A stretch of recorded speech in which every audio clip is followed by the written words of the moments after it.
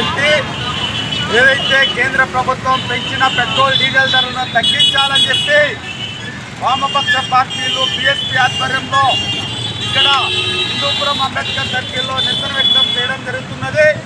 ప్రధానమంత్రి గారు రాష్ట్రంలో ఉన్నటువంటి మంత్రులు, కేంద్ర మంత్రులు కాన్వాయిల్ని వదిలేసి సైకిల్లో వెళ్ళండి అని చెప్పి ఉచిత సలహాలు ఇస్తున్నారు.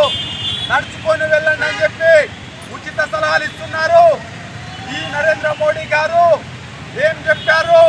కరెంటు మీకు మీటర్ పెట్టి ఎలాగైతే కరెంటు అందిస్తామో అలాగే ప్రతి ఇంటికి కూడా గ్యాస్ కనెక్షన్ ఇచ్చి ప్రతి ఇంటికి కూడా గ్యాస్ అనేది మేము పైపుల ద్వారా ఉచితంగా అందిస్తామని చెప్పి చెప్పడం జరిగింది.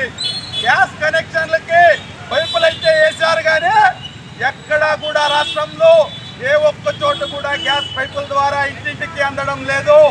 ఈరోజు తాగడానికి నీళ్లు లేవు. మద్యం అయితే రాష్ట్రంలో ఏర్లై పారుతున్నటువంటి సందర్భం. పెంచినటువంటి పెట్రోల్ డీజిల్ ధరలు తగ్గించండి అని చెప్పి